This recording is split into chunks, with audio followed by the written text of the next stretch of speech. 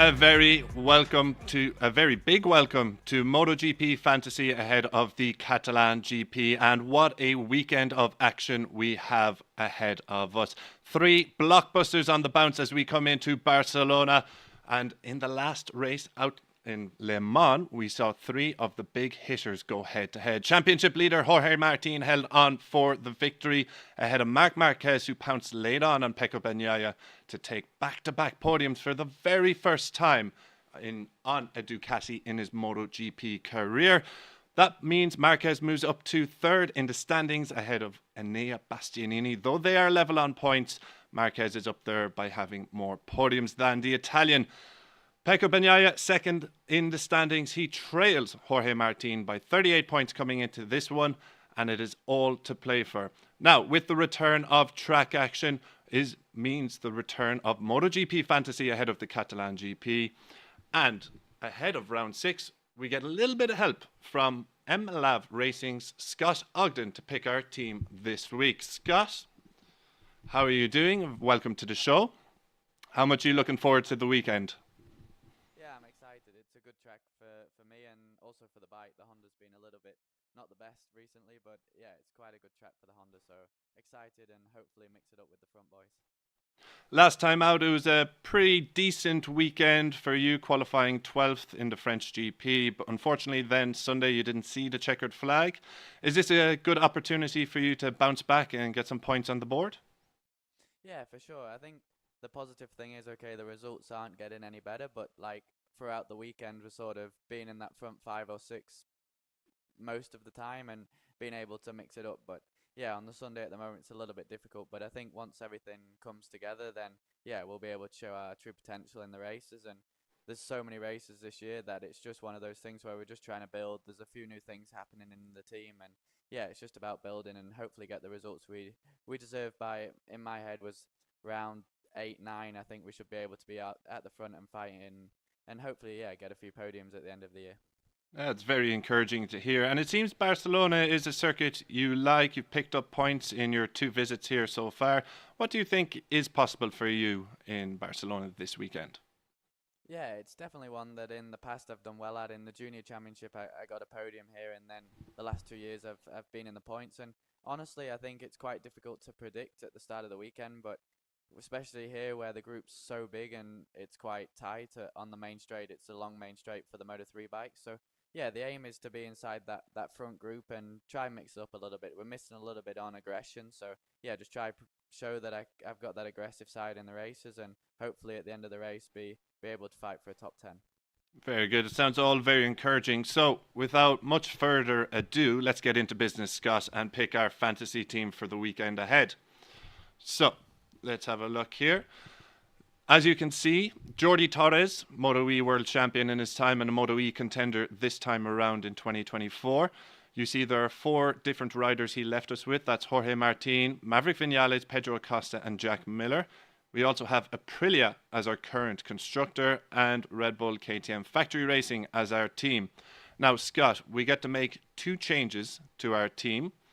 Do you have anyone in mind that you would like to put in before we talk about riders to take out? Let's talk about some riders who could go well in MotoGP this weekend.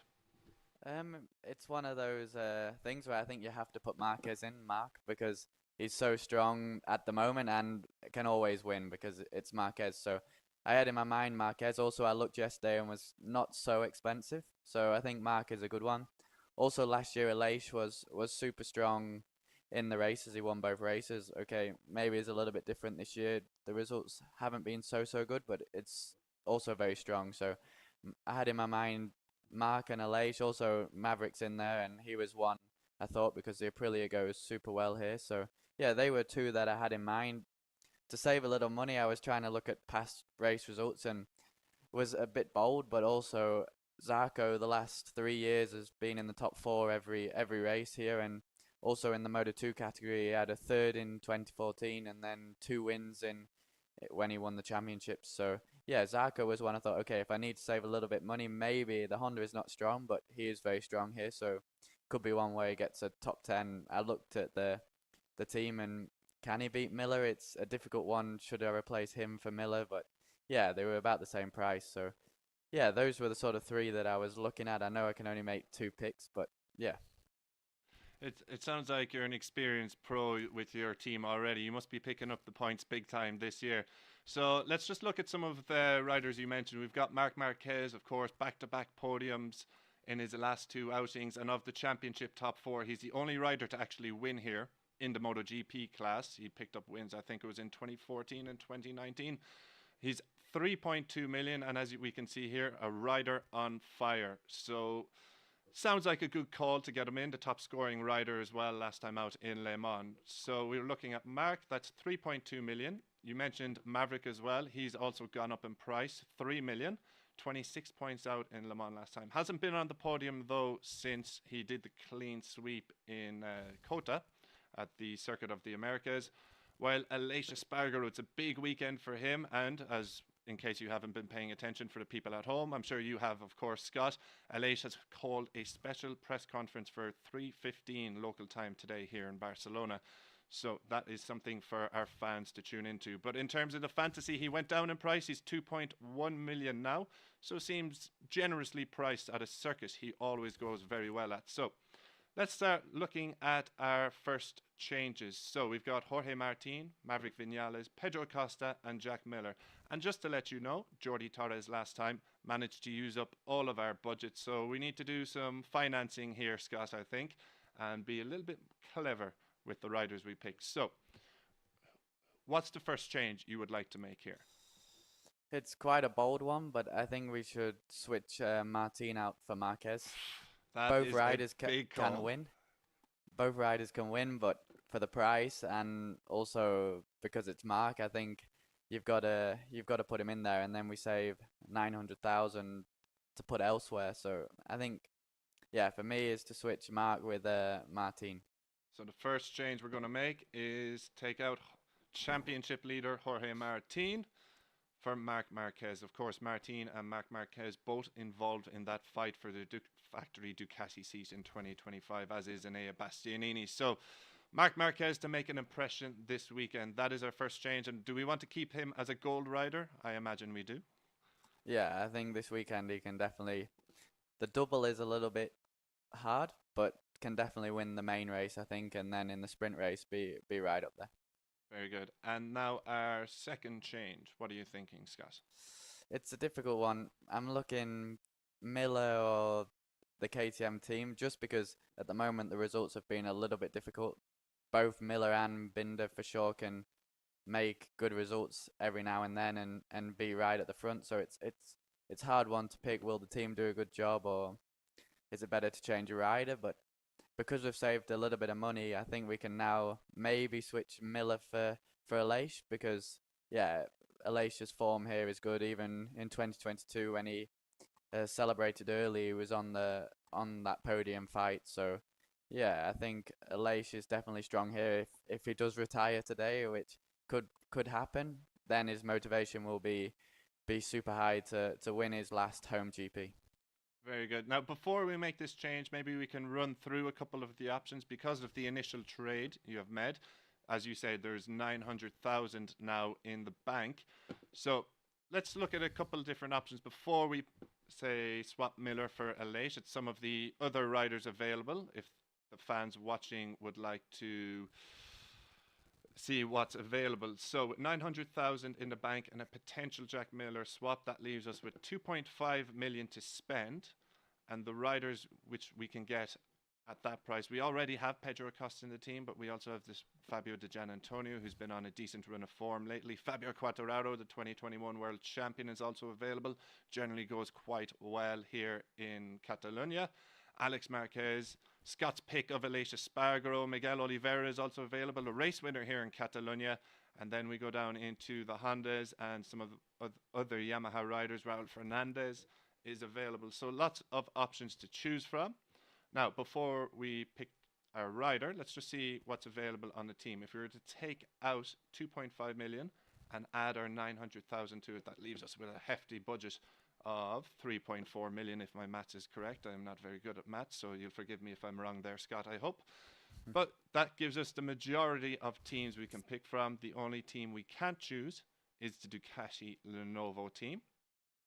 While Also, we have a constructor choice. Aprilia are current constructors, and as Scott mentioned, Aprilia dominated here last year. The only thing they didn't win was pole position, but they had 2 riders on the front row, and I believe 1 starting at the head of the second row. Well, they took sprint wins, sprint podiums, and a 1-2 in the race.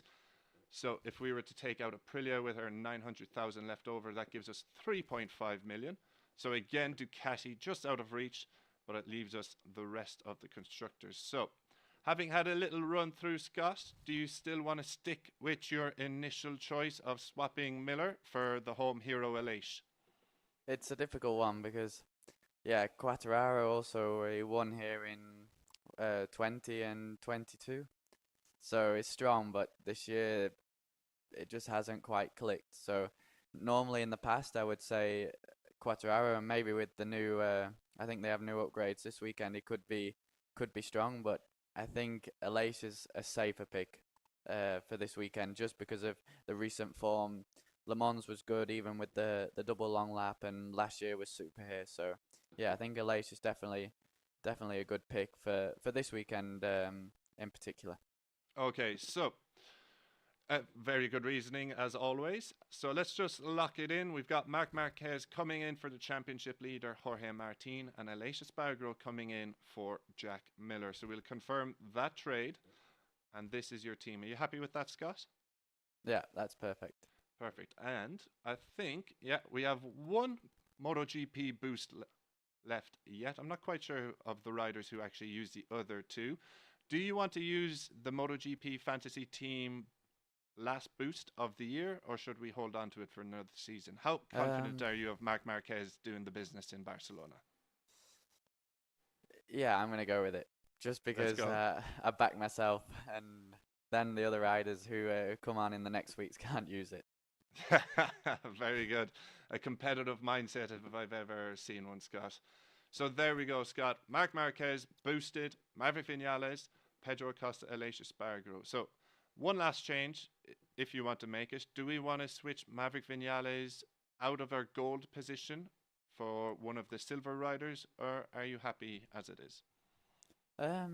Yeah, I'm pretty happy because Maverick this year has been super strong. I think on his day is probably or undoubtedly the best rider in the on the grid. If every now and then he can definitely show everybody what he can do. So I think Aleix is strong here, but I think Vinales definitely is the probably the more safer option. And yeah, for this year specifically, I think Vinales is the stronger rider.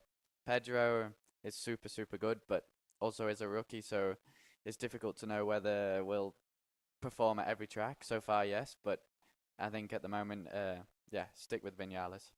Okay, very good reasoning. So that is our fantasy team for round 6 of the 2024 campaign. It's Marc Marquez boosted, Maverick Vinales, and then Pedro Acosta and Aleix Espargaro on the silver riders. So, Scott, just before I let you go, I wanted to ask, as a rider who has picked up points in every appearance here, and as you mentioned, a podium in the Junior GP series, what are the keys to going fast around Circuit de Barcelona, Catalunya? The big thing here is, especially on a small bike, the corner speed is super high.